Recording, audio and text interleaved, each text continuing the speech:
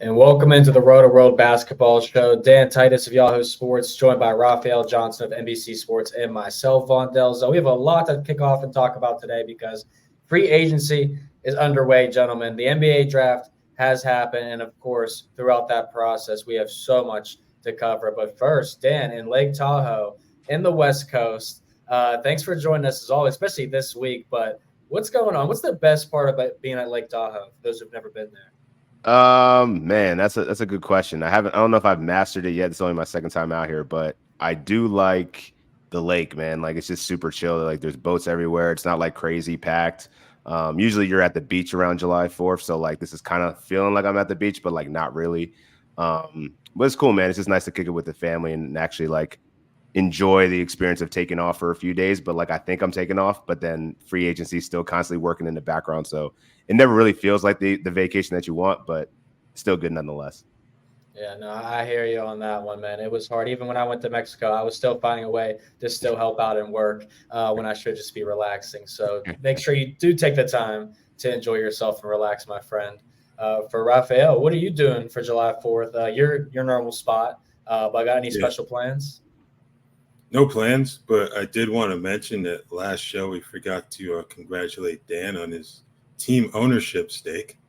Yeah, I forgot about that. I apologize, for not bringing that up. But congratulations. If you want to tell the people a little bit about it, feel free to do so. But that's pretty cool. I thought. Yeah, appreciate that, Raph.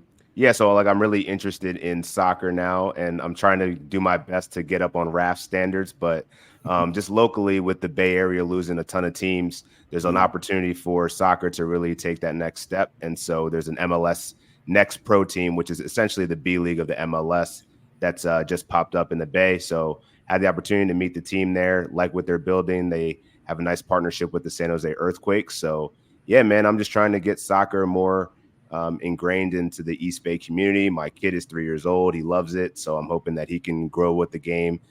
As much, I wasn't that interested in soccer as a kid. So I don't know, man, with the 2026 World Cup coming to America, like there's just a lot of opportunity for this sport to really blossom. So happy to be at the ground level at it and hopefully just bring more attention to it in the East Bay.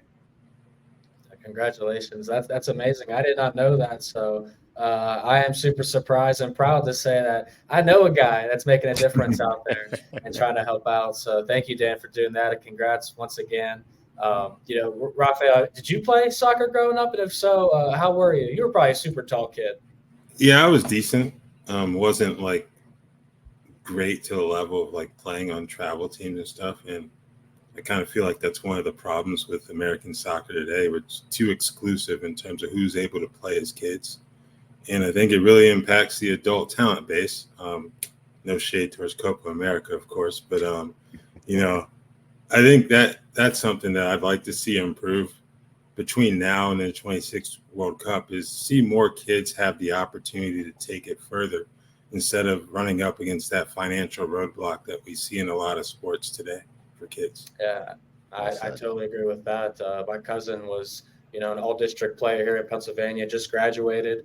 And, he struggled to go to a lot of camps, get all the necessities to go to a bigger school or get the looks he needs because of the financial aspects of soccer and all that too. So I hear you out. I gave up on soccer at a very young age. I actually saw some tape about 3 weeks ago of me as a 6-year-old playing soccer. And boy, I thought I was good. That's why I had a career of 0 goals for 4 years. From football to basketball, let's keep it with Dan here. The Philadelphia 76ers, baby. I told you, that's a Tinder match right there. Paul George and the Sixers. They pulled off. They spend a lot of money on PG, Tyrese Maxey, a lot of other guys. So tell us what's going through your mind and what's the breakdown on Philadelphia right now? I mean, at a fan level, you're replacing Tobias Harris with Paul George. That's a win. Yeah. I still have bigger questions. Like people are already anointing them as the second best team in the Eastern Conference. I'm not ready to go that far because the Knicks, to me, are just a way deeper team. Morey's got a lot of work to do, and I think it's very interesting that they were able to get Paul George. Like I actually was on the fence of like I feel like the Clippers are just going to spend and re-sign him, but they're really concerned, like a lot of teams, about this second apron. And to let Paul George go, we can talk about another really prominent player that left a championship contending team because they didn't want to go past that second apron. So this is why the Sixers organized their contracts this way so that they could spend on a big player like Paul George. And I think it's a great fit alongside Joel Embiid and Tyrese Maxey. But this success of this team is all hinders on Embiid's health. If he can't stay healthy, this team's going nowhere. And I think from a fantasy perspective, Paul George is going to be still a third-round value in fantasy leagues because he has a safe floor, 20 points, 5 rebounds, 5 assists. The one area where I think he'll actually improve is the assist that dropped to 3.5, and alongside James Harden with the Clippers last year. So I think he's going to take on more of a playmaking role. The Sixers need another person that can create, get his own shot. That's Paul George. And he's already going to give you those stocks. So, yeah, I like the fit. I just curious from a Sixers perspective how else they can build after losing so many pieces last year. Yeah, I think you made a lot of great points, especially one of them is, it's a big upgrade from Tobias Harris, obviously, but the big part of Joel Embiid not being healthy is they need that guy to be from the third scorer to be a primary first or second scorer, and Tobias Harris couldn't offer that, where Paul George automatically fits that bill. And I'm glad you answered my follow-up question about his fantasy value. So, Raphielle, start with that, Paul George, where you're going to draft him potentially, and then what you make of all the moves Philly made. I would say for Paul, like late second, early third, in terms of where I would draft him in standard leagues.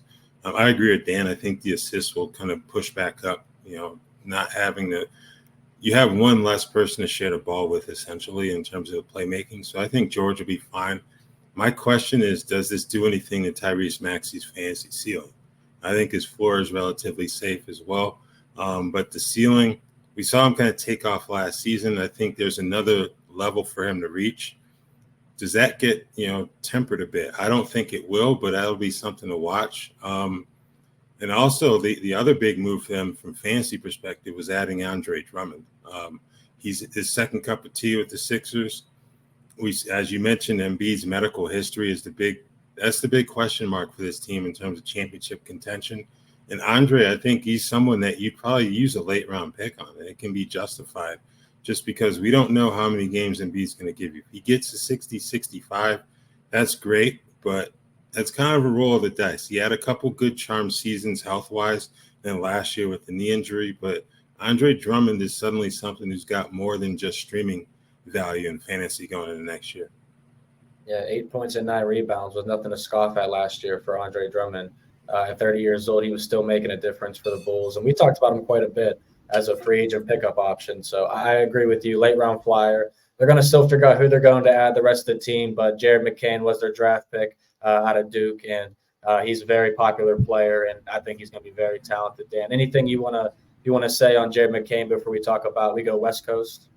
No, I think he's in a good opportunity to actually contribute right away. They need somebody off the bench that can be able to shoot and also provide that scoring boost that they were sorely lacking last year with D'Anthony Melton out. So I think McCain's going to play right away. I think this is a great draft pick. And in terms of culture fit, he gets a lot of crap for his TikToks, but like by all accounts, this kid is a dog and he loves basketball. And I think putting him alongside someone like Tyrese Maxey, who is an absolute joy in terms of like a human being, great player, they're both going to get active. I think this is just a good fit for the Sixers. And they actually draft really well in that right out of the lottery slot. If it's anything in the lottery, that's usually a bad thing. But I like what they do. Anywhere between that 15 to 20 range is usually winds up working out pretty well.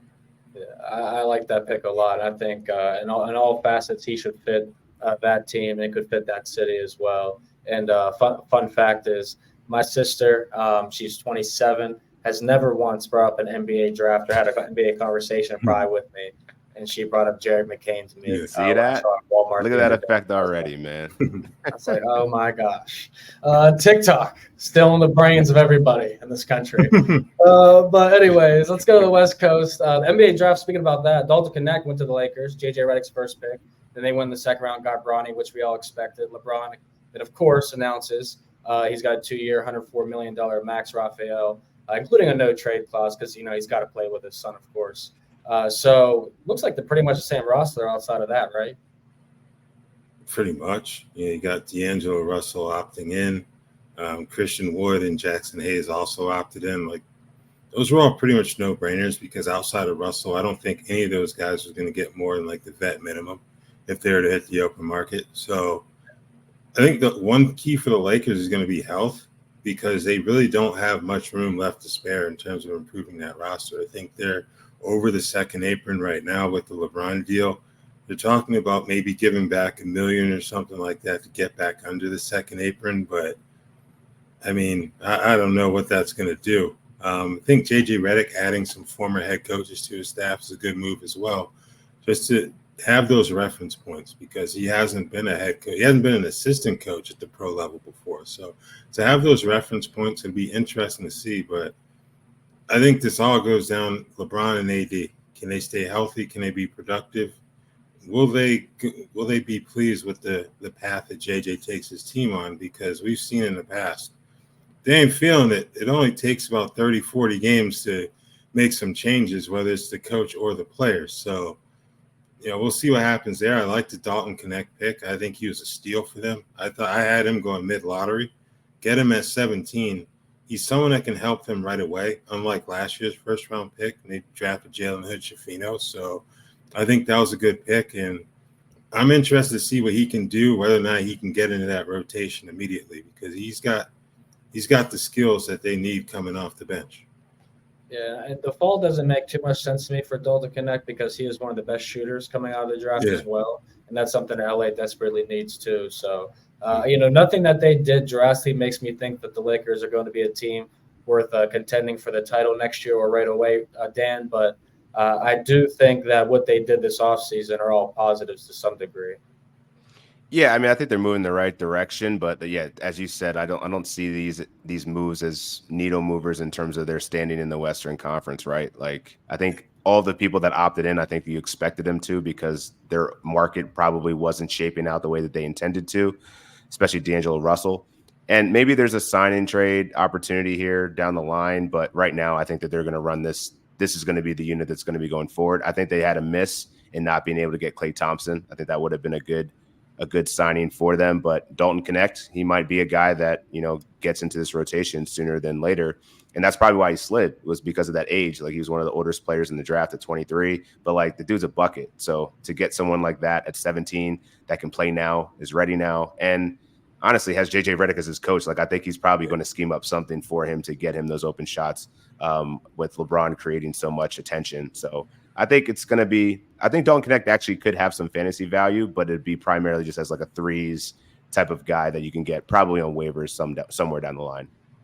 Yeah, I don't expect him to be contributing much in the assist department, or defensively for that matter right now, but he's a guy I think that will at some point find himself in the rotation.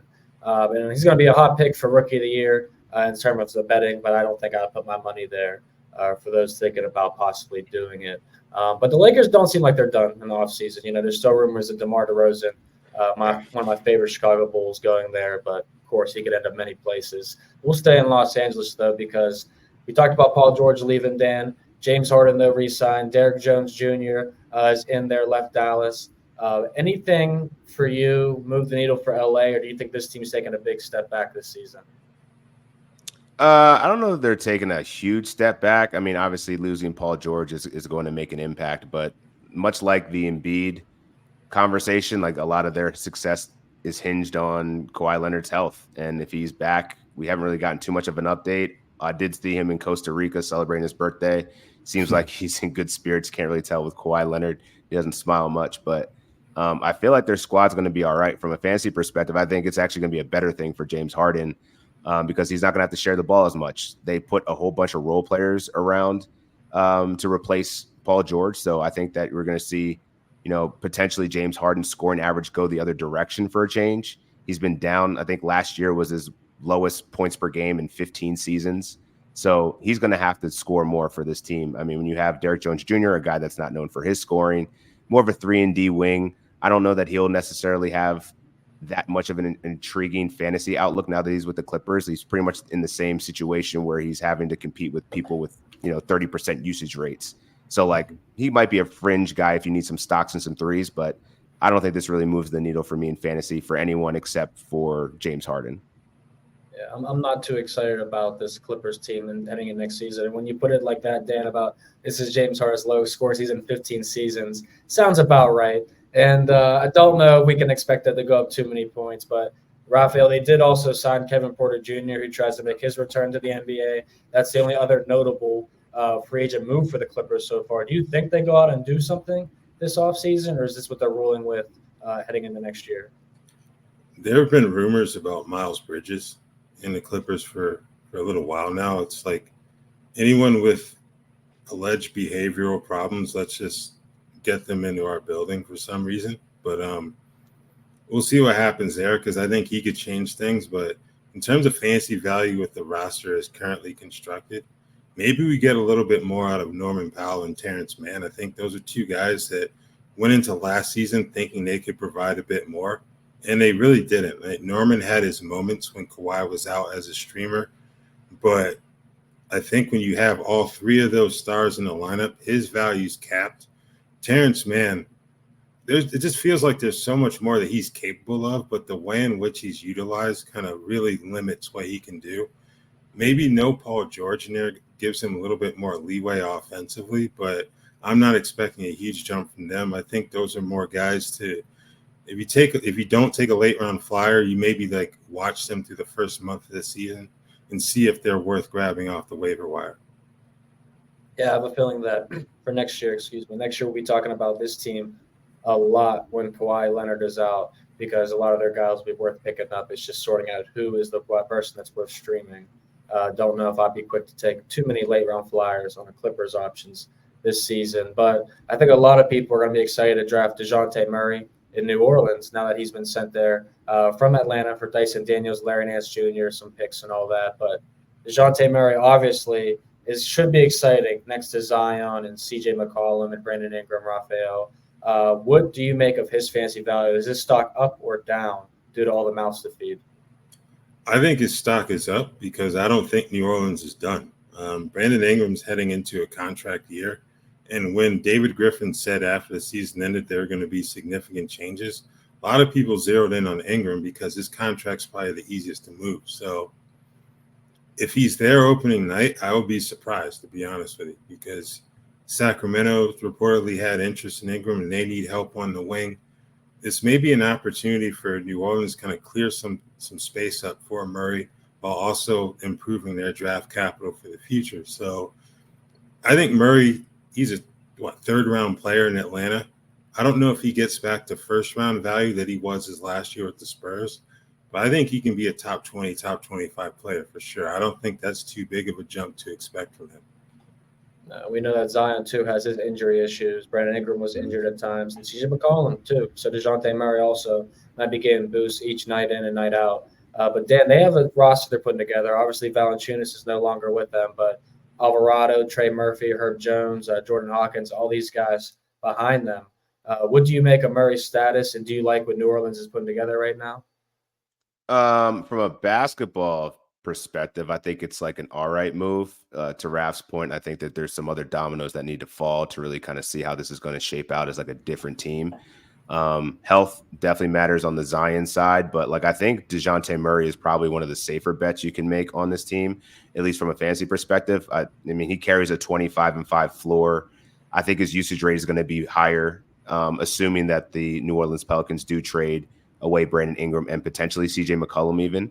I think there's a really good opportunity for him to be like the true point guard of this team. So we'll see his assist rate potentially go up to like a 6, maybe 6.5, with one less playmaker there in Brandon Ingram. I mean, Brandon Ingram's had a 27% usage rate for the last several seasons that he's been there, over 5.5 assists. Like, he's not in the way. Like, that's definitely going to help Dejounte Murray. So I know some fantasy analysts were down on him, but I'm glad Raph agrees that he actually has a pretty good outlook in New Orleans, better than I would agree, that I would say that he was in Atlanta. And he also doesn't have a young star next to him either in Atlanta, like Trae Young. You know, CJ McCollum, he's on the decline in his career too, so he needs someone else that can be a little more ball dominant than he can. I felt like the Pelicans were missing that late in the season, especially in that first round playoff series. But for Boston, they got plenty of ball handlers. They re-signed pretty much everybody on their team.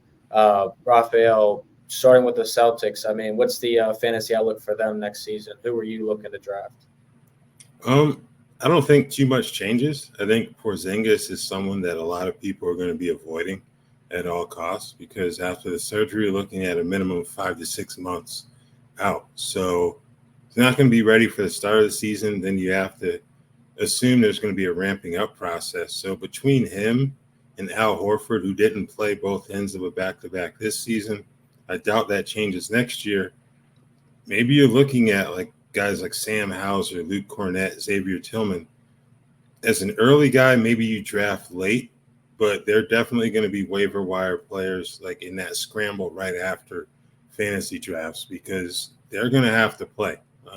How much they'll play, we'll see, but I kind of feel like I don't know which one of those three would be the most trustworthy. I would lean Hauser just because of the three-point production, but Cornett's going to have some nights where the block shots are there too. So all three of those guys, those two and Tillman, are going to be worth keeping an eye on here because of the Porzingis injury. Well, let me ask you this. If you're in a league where Porzingis kind of falls late, you have a late round pick, one of your last three picks, do you think that's a possibility that he would be in that situation? You think people will take him a little earlier than that just because of what his name? I think we'll go a little earlier than that just because you're kind of banking on him being full strength come late season and fantasy playoff time. So I think he'll definitely be off the board before then. But if someone wanted to just say, I'm not going to draft Porzingis at all, I wouldn't be opposed to that either. Yeah, that's a good point. I mean, I would not be too upset if Porzingis came back for the last month or two and, made a difference for my team. But you got to have an injury spot, Dan. So if you did, which round would you be drafting Porzingis in? Yeah, it's a good question. I feel like for any of those draft and stash guys, it kind of varies on your league. Some people will look to do that because they're playing for the championship. Other people want to have that freed up space just in case injuries happen. I think I would be interested. It's hard to tell because in all the mocks we're doing this summer, no one's drafting Porzingis because they're assuming he's not going to play for the better part of the first half of the season. So I think round 10 probably seems right. It'd have to be double digits that I would probably be interested in. At that point, most people are probably just driving off the name. They'll probably pick Porzingis and just hope that he beats his timeline. But it's the Boston Celtics, man. They're the champions. They just re-signed Derek White. They re-signed Jason Tatum to the biggest contract in NBA history. They'll be fine. And I think the bigger question is, like, which flyer do you take it on? Do you take it on Hauser? Do you take it on Al Horford? Do you take it on Tillman? Tillman's somebody that I feel like actually started to come on a little bit more towards the NBA Finals. So I think that he actually has an opportunity to see potentially more minutes now that Porzingis is out. And he was always, Raph knew about it well before on his time in Memphis, where he was a really solid player, good passer, really good with steals for a big man. So I don't know. I think he actually offers the best defensively, but whether that fits into, their regular rotational set without Porzingis, we'll see. But if there's one name I would watch out for, it'd probably be Tillman, just because I think he has the best cross-categorial value in terms of like getting 20-plus minutes. Yeah, I like that look a lot. I do think he has more upside than probably a Luke Cornett next season, but we will see. I think they work both of them into a rotation, and Tillman was a great defender in Memphis, like you said, a passer as well. But the biggest news probably this whole show that we're just bringing in right now is Splash Brothers era is over, Raphael. Klay Thompson to the Dallas Mavericks, which we actually thought could happen. We spoke about that being a potential spot for him. So were you surprised when you saw it finally come through? And what did you make of the entire move in general? I wasn't surprised. I think reading the recent stories that have come out in the aftermath of it, you kind of tell the writing was probably on the wall. You wish there was kind of a smoother end for Klay in the Bay Area, at least in terms of some of those interpersonal relationships that have been written about. So, but Dallas, I think that's a team that we watched them in the NBA Finals. They clearly have a need for catch and shoot options, so I think he can be helpful there. I'm just not sure how much this moves the needle fantasy-wise. For me, it doesn't change much in terms of viewing him as like a top 75 player. Maybe he gets slightly higher with more reps, but you're playing in an offense with Luka Doncic and Kyrie Irving. Where are those extra opportunities going to come from? But I think you're looking at like a top 75 ceiling for him, to be honest with you. He gets a chance to compete on a team that's going to be a clear title contender. I know there are conversations about the Lakers. I don't view the Lakers in the same light as I do the Mavericks. So it's got a chance to win a fifth championship. We'll see what happens. Yeah, I don't think this moves the needle for me for Dallas to be, repeat Western Conference champions. But I do think, like you said, the catch and shoot opportunities for Klay Thompson are going to be tremendous there. And how he left Golden State his last game with them against the Kings, I mean, 0 points on 0 of 10, 0 for 6 from 3. Doesn't reflect what Klay Thompson really did in his whole career there. He was the same guy that scored over 60 points on like 11 dribbles. And he won't have to dribble in Dallas. So that's going to be, I think it's going to be a good fit for him. But Dan, don't know how much it makes me believe they're going to repeat the Western Conference. What did you think of this move? I think it was interesting that he chose to go Dallas over like the Lakers. I think he obviously knew that he needed to go into an offensive system that had a little bit more stability. I think Luka Doncic, no matter what injury he's playing through, like that dude's going to gut it out. Kyrie Irving, I think that's like a nice playmaker that he can have to, just potentially draw more defenses and get him open for three. So I think systematically, I think the Mavericks are a really good fit for what he does well. What he's going to do, what else is he going to do for us in fantasy? That I don't know. Like, can he average 17 points per game?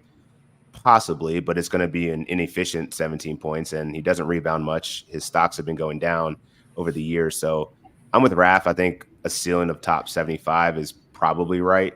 I would see him being more of like an 8th, 9th round type of draft. He might even fall beyond the top 100, to be honest, because I think everyone knows that he's primarily just a great 3-point shooter at this point. He was, top 5 in 3-pointers made. He does it great, but if we're not getting everything else, it's like there's just limited upside there. So I think the fit works for basketball terms. I just don't love it for fantasy. Yeah, I think there's going to be a lot of random production out of Klay Thompson in terms of fantasy next season. But like you said, I think basketball-wise fits very well. Not a surprise that he chose not to go to Lakers. It's going to be an absolute media circus this season, and Klay Thompson probably just wants to hoop and get back on track with his career and what's left of it. But the Warriors still left in pretty good shape. They still have Steph Curry, one half of the Splash Brothers. But they also signed Anthony Melton and Kyle Anderson, Raphaelle. Is there any fantasy value to be had there between those two? I think there can be. In terms of Melton, we've seen him have some really good runs in fantasy when healthy. That's going to be the big key for him. Like, is he healthy? And if so, can he stay healthy? Because I think he can get you steals. He can relatively efficient basketball player. He's not going to be an elite scorer, but he does a lot of the other things that are valuable in category leagues. So I think I'm a bit more excited about Melton than I am Anderson, because you've got Steph and you've got Draymond Green, who's also a playmaker who plays a forward position. So I don't know. They're not going to be completely redundant, but I do wonder if he's going to be kind of limited just because of the presence of Draymond. So, yeah, if I'm excited about any of those two, it would be Melton in terms of fantasy potential going into next season. That's probably good news to Dan, since Melton was a Sixer guy, and Kyle Anderson just looks like he'd be a Golden State Warrior. But they're one injury away, Dan, from not even being anywhere near making the playoffs. So what do you make of these two joining Golden State? I mean, it's not going to matter in the broad scheme of things. I think from a fantasy perspective, Melton, he slots into that Chris Paul spot where, he can be a secondary playmaker with that second unit, might even get some starts in there. Brandon Podziemski, I would assume, would jump into the starting lineup. But they still have, like, issues. Like, I don't know when they're going to be able to come off that Wiggins contract. Like, I think he's just anchoring them right now. And at this point, playmakers, they're just lacking of them. So, like, I liked Anthony Melton when he can see 20, 25 minutes. So maybe there's a path for fantasy there. Kyle Anderson, I think he's more of just one of those glue guys that just kind of steps up whenever his name is called. But I don't know that you can count on him to be like a late round pick right now based on the way that this roster is shaking out. I just have more questions than answers right now. The only people that I feel comfortable actually drafting would probably be Steph, maybe Trace Jackson Davis, just because I think he's probably going to take over those loony minutes as a starter. Maybe they go, if they want to go big, Trace Jackson Davis will be the starter, and if they want to go small, it'll be Draymond. But after that, man, like it's Podziemski, I'm expecting him to take a step forward, but like, is that going to yield great fantasy value? I don't know yet. I don't think the Warriors are done here. And apparently now that they brought in Buddy Hield, they're trying to work out a signing trade. They did that with the Sixers for like some picks, but like, where does Buddy Hield fit into that? This is a weird team, and I I feel like they're just trying to replace Klay Thompson and figure the rest out. But I don't know. That rumor of them not taking, what was it, Chris Paul and Wiggins for Zach LaVine, like, I don't know how you don't, like, if you're gonna waive Chris Paul, why would you not just take that deal? Like, I don't know. Is Zach LaVine that bad now? Like, I don't think he's that bad. Like, we get it, but like, I feel like the Warriors are dead set on like getting under the luxury tax. Yeah. That it just feels like what the moves they've made are all about cost cutting. Yeah. And yeah. I'm appalled that was the trade offer. I think Buddy Hield to the Warriors would have been awesome like 3 to 5 years ago. Right. We'd be like perfect fit, like Right. he's going to be gunning, blah blah blah. But now it's a situation where you got a lot of younger guys like the Kuminga, Moses Moody's, Podziemski's, and Jackson Davis, like we all spoke on, that are kind of getting younger, and then got a mix of these really older players who are all past their prime. So I don't know what the mix in Golden State's going to be like, but I do agree that Melton and at least Kyle Anderson are not bad fits at all. They'll fit with that team, at least needs production-wise off their benches. But still got a lot more to talk about. On the other side, we have to talk about the Knicks, Raphielle. But before that happens, though, the NASCAR hits the streets of Chicago, if you guys didn't know that. The race to the playoffs heats up this summer. Don't miss the drama and excitement in the Windy City this Sunday at 4:30 p.m. Eastern on NBC and Peacock. And as mentioned, we go from the Windy City back to New York City because Mikal Bridges going from Brooklyn to New York, OG Anunoby back, Isaiah Hartenstein's gone. I'm sorry. I know that one probably hurts you a little bit, big guy. But you probably happy with what's going on in New York, right, Raphielle? Yeah, overall, yeah. You get the last piece of the Villanova puzzle in Mikal Bridges. Another capable wing defender, which is what you need if you're going to try to take on Boston. You need to have as many of those guys as you can. Anunoby, I thought he would get mid to high 30s annually. To get over 40 was a bit surprising, but again, those 3-and-D wings, whether we're talking fantasy basketball or real basketball, the price tag for them is going to be noticeably higher than for other positions. So you expected that. Hartenstein's going to get 29 per year in Oklahoma City. You can't pass that up. And the most the Knicks could offer him, 72.5 over 4. So no problem with that. I think now it just makes it that much more important for them to try to find another center, because as good as Mitchell Robinson is when he's on the floor, staying on the floor has been the issue for him. So we'll see what they do there. There have been rumors about Walker Kessler. If they can make that happen, I would love it. I know he had a below par second season with the Jazz, but you get someone on a rookie contract who I believe still has plenty of potential. You add him, that could be a pretty good situation for the Knicks. So I think the key for them is going to be adding another piece of the center position, whether it's via trade, re-signing Precious Achiuwa, because that's the one area where I think they're lacking right now. Did a good job with the draft as well. I think Tyler Kolek can help them immediately as a backup point guard. So I think we're in a good spot overall, but there is some concern about the center position. Yeah, I'm cracking up thinking that Walker Kessler could potentially be given up on already in New York. His career would be revitalized to some, but he would be an awesome addition. But I love what they're doing, Dan, in New York. And, I've been talking with the well capper, Drew Disnick, on our podcast at NBC, Bet the Edge, and we have a discussion. Is it Philly or New York? Who is the biggest threat to Boston now? Who's the number 2 for you? It's the Knicks. I don't think Kelly Oubre re-signing is enough to move the needle for me, that they've addressed their wing issues outside of Paul George. Like, they still have more holes to fill, whereas the Knicks don't. Like, their bench is Dante DiVincenzo, Josh Harden, Deuce McBride, maybe Precious Achiuwa, maybe they start talking to the Hawks, who now have, Larry Nance and Onyeka Okongwu and Clint Capella. They could get a nice little sign and trade deal going on here. So I'm actually very concerned about what the Knicks are plotting, because they've hit a home run in the offseason. I have no notes. They've done well. Yeah, I love it too, and I'm not gonna say I love it. I'm just saying that. All right, I'm putting words in your mouth. If you like it, I love it, and that's not good. Raphael, I'm sure you're in agreement too, right? Knicks number 2, Sixers number 3. We'll see. I don't even know if the Sixers are 3. Like, I think we're jumping the gun a little bit. Like, I just think it's funny that Milwaukee's like not being discussed at all. Mm-hmm. They had some injuries. I think Indiana's had a really good, early off season as well between the draft and free agency. So Indiana probably deserves that respect, in terms of the guys they're bringing back and they've signed. I don't expect anything from James Wiseman, but that's a roll of the dice that if you're the Pacers, you're well positioned to take that risk just because of the depth that you have. If it works out on the deal that he's on, look out. They might be the best threat to Boston. So I think New York has done a really good job this summer.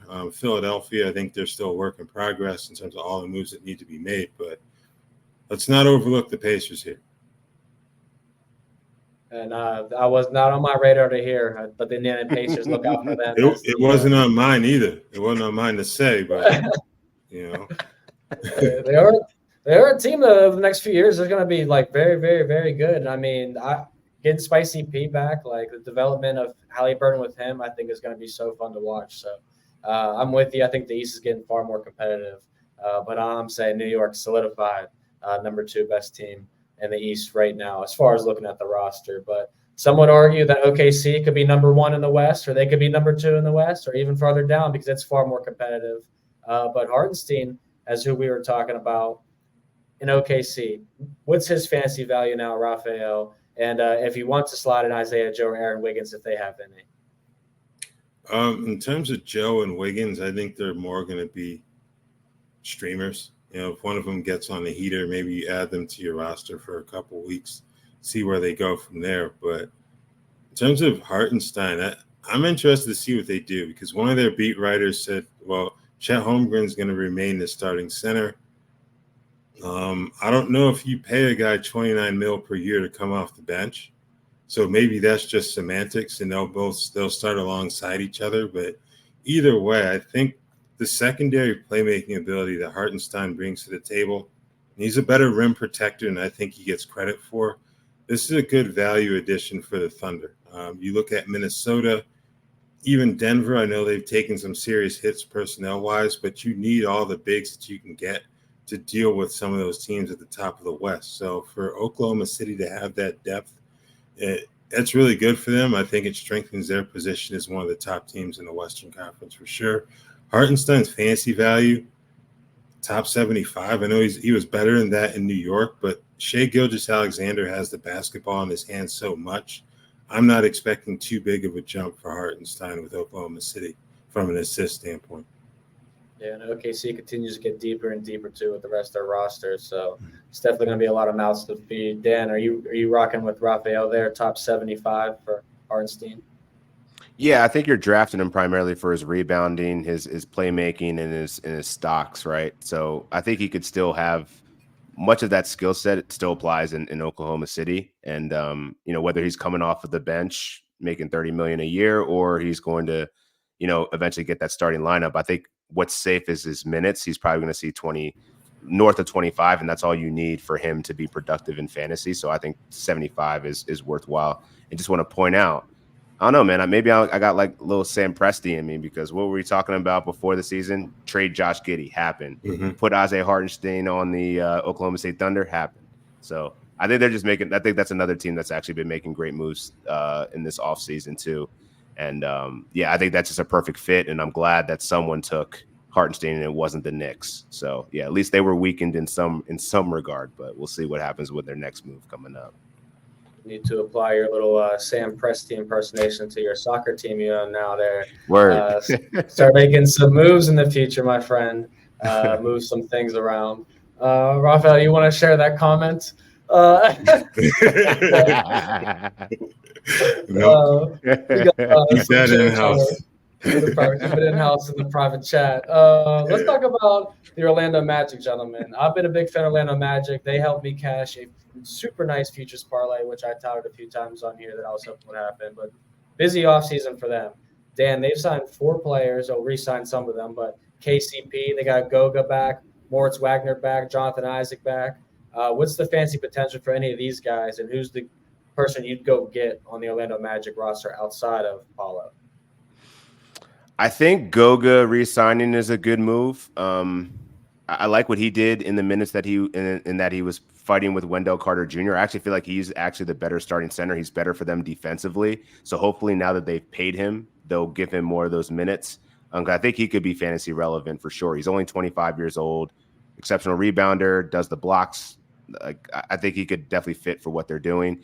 The KCP thing, we talked about it before, the second apron. The Denver Nuggets couldn't afford to pay him $22 million a year. It's great that the Orlando Magic were positioned to get these really solid role players, because I think, to your point, Vaughn, like, this is a team that we're going to see possibly just be even better next year. I'm not that excited about Cleveland. They just re-signed Donovan Mitchell for an absurd amount of money. It didn't really seem like he even wanted to be there. Like, he just signed the check because, like, all right, let me go get the bag. Whereas, like, in Orlando, people made the conscious decision to return there. They're building something under Jamal Mosley. And I think they overpaid for Jonathan Isaac. Like, that was like a crazy amount of money for someone that's injured as much as he is. But if he's healthy, this squad is going to be ridiculously hard to score on. And there's a potential lane for Jonathan Isaac to be fantasy relevant, but like, I just don't think he's worth drafting. Like, wait for all these things to kind of shake out. Let's see how the rotation looks. But, from a stocks perspective, this guy was always a beast. KCP will still probably be, around that top 100 range, because he's always been a good 3-point shooter. He gives you the steals, and he's not going to hurt you in the efficiency areas. So if I'm thinking about drafting someone outside of the Paolo and Franz Wagner, it would probably be, man, they could still use a point guard, though. That's a good question, man. I feel like I just kind of lump them all together as like late, top 100 type guys that you could take a flyer on that might hit and exceed their ADP.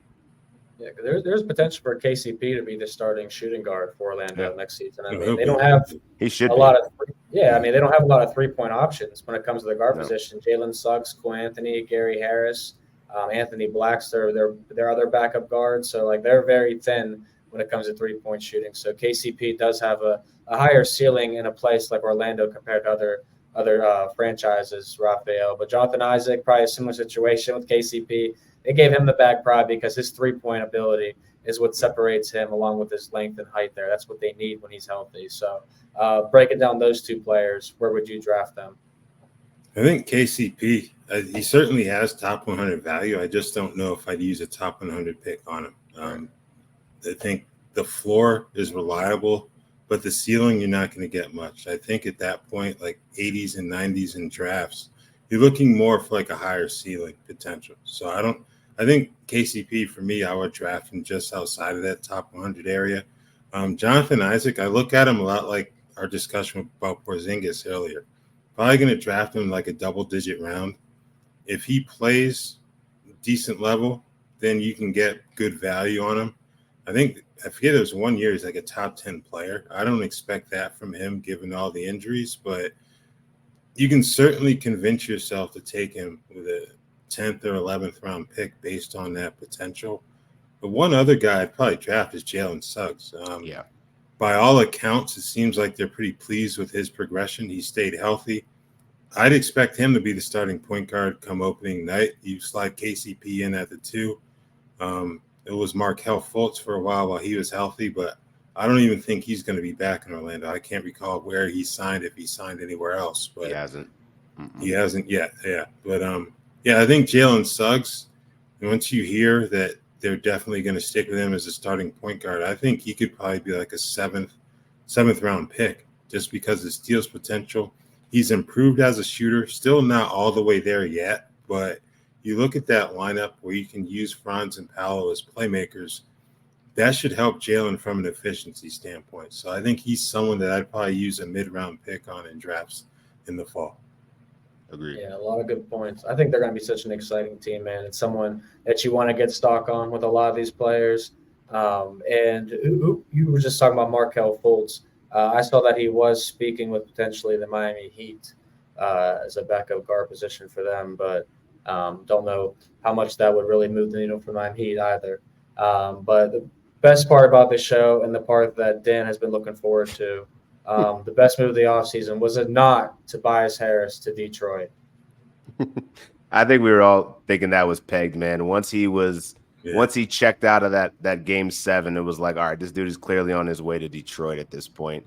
I think I was more surprised that they fired Troy Weaver and Monty Williams. Like, I didn't think that they were capable of doing that, and they also re-signed Cade Cunningham. So it was like, wow, Detroit's actually doing good things. And like, as much as I hate on Tobias Harris, like him going to Detroit is actually probably the best thing for him. Like, he played there before. At this stage in his career, he can probably provide some mentorship to a lot of those young wings that are, and like, what's the name of the assistant coach, Raph? That's Fred Vincent.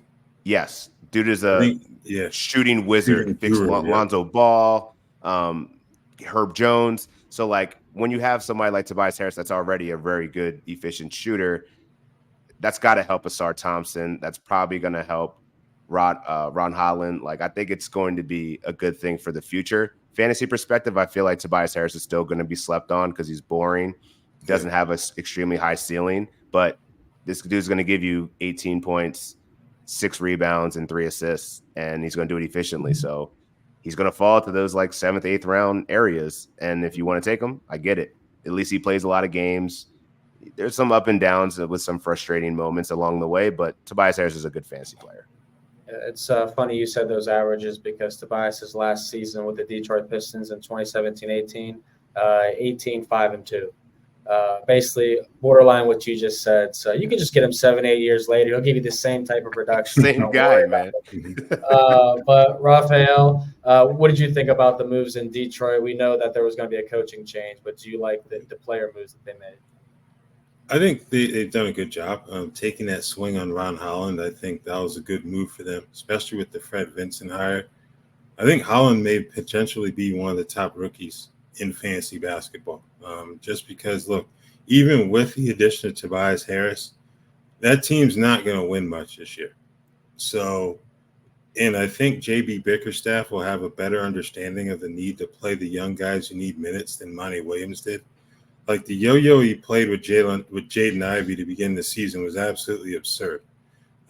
So I don't think we're going to have to worry about that. I'd expect JB to have the leeway to kind of let these guys play through their mistakes because you're not going to rebuild that franchise in one season. So I think Ron Holland is somebody that I would definitely have my eye on as like one of the first rookies to select in drafts. Tobias, he's probably going to get you top 50 value, but I wouldn't draft him that high. I think 4th, 5th round, those are rounds where, for me personally, I like to take some swings, see if I can get some home run hits there in terms of value. He's going to be a reliable player in that system. So 7th round, I think that would be 6th, 7th round be a fair spot to grab Tobias this year. Yeah, it sounds about normal footing for Tobias Harris each year in fantasy, but Holland, I think, is a guy I agree with. He's going to be one of the first rookies drafted. He's a guy that could be up for Rookie of the Year if he gets the type of usage of minutes that he looks like he could have under the new coaching. But speaking of Rookie of the Year, I think the Spurs could have the Rookie of the Year in Stephon Castle. Love that move, but I absolutely hate the fact that they traded Rob Dillingham. For 2030, we'll get there in a minute. Yeah. Chris Paul is playing for the Spurs, Raphael. That's news. So what's that like with him playing along Wemby now? Where are you drafting Chris Paul? Are you drafting Chris Paul? You're definitely going to draft him. I just don't know how high. We've seen in the past when Chris Paul joins young teams that need mentorship, they improve. So I'm expecting this team to be better than it was last season for one. Thinking with Chris Paul, maybe 5th or 6th round in terms of drafting him. I know he was a 7th round guy in terms of ADP last year, but that was on an older team that we knew he was going to come off the bench. Like, he really going to play behind Trey Jones to start the season? Like, he'll be the Spurs starting point guard. So I think the question there is going to be injury risk. That would be the one thing. So I think for me, he's like a 5th or 6th rounder in terms of where I would be trying to select him in drafts. Yeah, it makes an interesting point because I thought that you would say Chris Paul certainly would probably be in the same fantasy standing as last year, but coming off the bench opposed to starting this year. When you look at the Spurs, they don't really have a whole lot of shooting still. They definitely could use more perimeter three-point shooting, Dan. Chris Paul doesn't give them that, but he could certainly set up his teammates for that. So what do you make of the move? Are you saying 5th, 6th round value as well? I don't know that I would go that high, but I think it's warranted. I mean, I think the concern with Chris Paul to me is, he used to be a 20 and, potentially 20 and 10 guy, and now he's like lucky to be 10 and 6. Yeah. And so the one thing that I'm excited about is just him playing with Wemby. Like he could get 7 assists easy playing with a star like that. And I'm curious to see how, obviously he has a relationship with Popovich. He's going to be running that system like better than anyone has in a long time. So yeah, Trey Jones, his fantasy value is gone. Stephon Castle, though, man, I'm with you, Vaughn.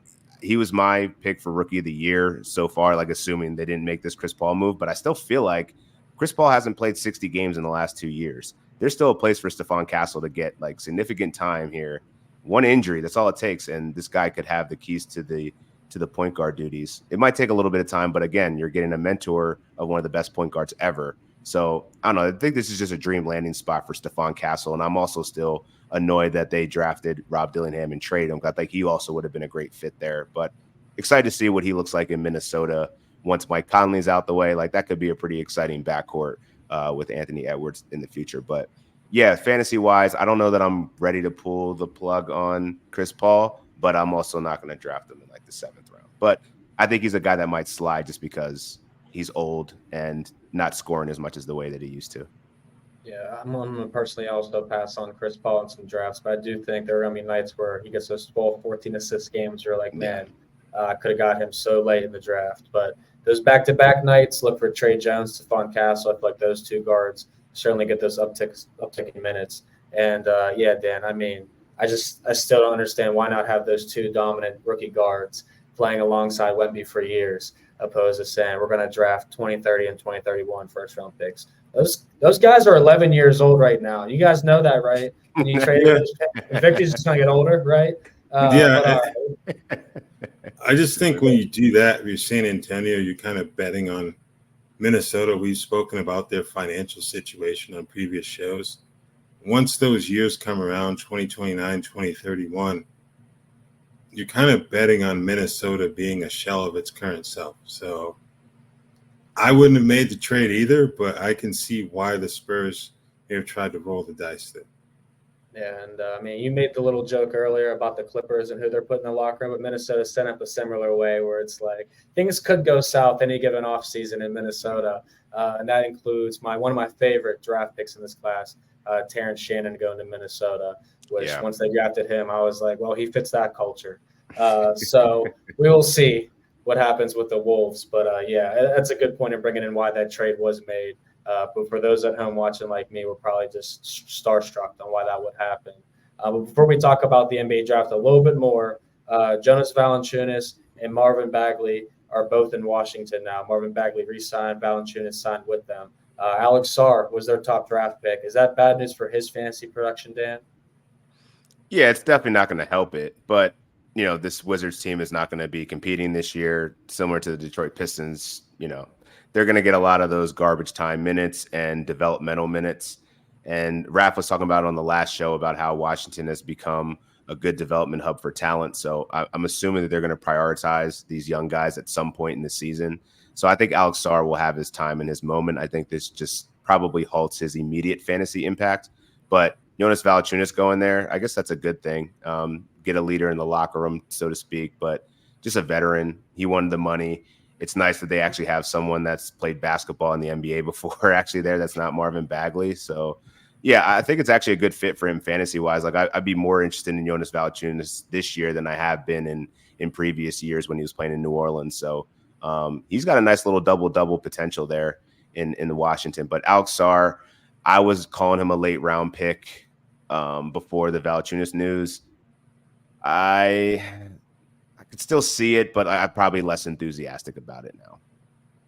Yeah, I think Alex Sarr, I mean, he wanted to go to Washington. It seemed like Washington was seeking out to draft him, so it should be a good situation for him and someone that I think should be worth the fantasy pick, late round value. But Raphael, as far as JV and Sarr, where do you rank both of them in ADP? terms of Valanciunas, man, I think he's definitely has top 100 potential. But my concern there is, would we reach a point around the trade deadline where Washington decides to try to move him for increased value? I think that's the one risk you're looking at if you're a fantasy manager, because then his ability to help you come playoff time may be limited if he gets moved. So I think he definitely has top 100 potential for me. I just don't know if he's going to be in Washington the whole season. I would assume so, because you do need some veterans to kind of help shepherd the younger players. So he'll be helpful there, but I don't know. I don't know if I would draft him with a top 100 pick. I just think he can give you that type of value in this situation. As for Sarr, I'm with Dan. I think he's a late round pick either way. You probably shouldn't be drafting rookies too early as it is, unless it's someone like a Victor Wembanyama. But I think he's someone that, given what this team is, come January, February, he's going to be playing plenty. So if you can take the hit early on, you should be fine once the calendar flips to 2025.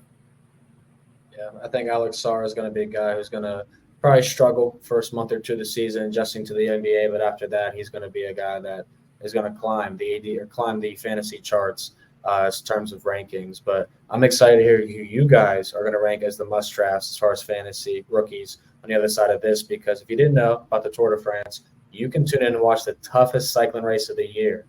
It's today through June 21st. The world's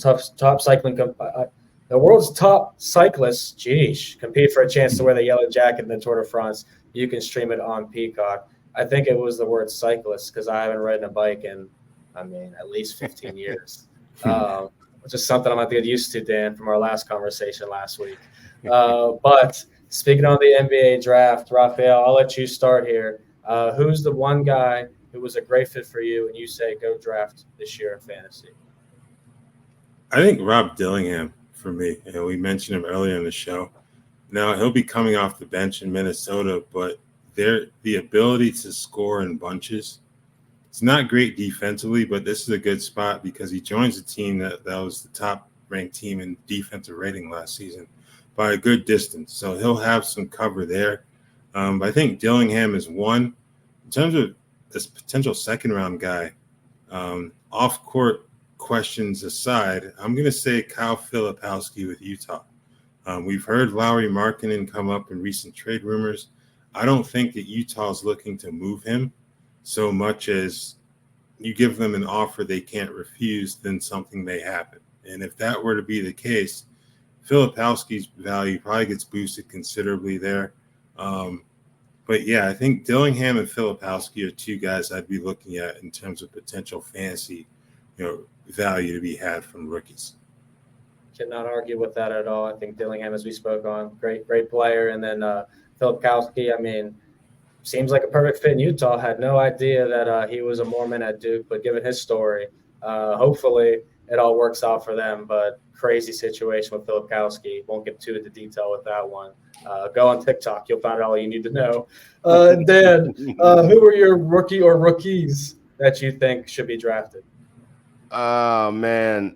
I don't love drafting rookies, so I'll just caveat with that. Outside of the Wembys and the Chet Holmgrens and Brandon Millers that I had to come around real late on, eventually got there. But, as much as everyone's been hating on the Zach Edey pick, I feel like there actually is a spot for him to actually play meaningful minutes right away.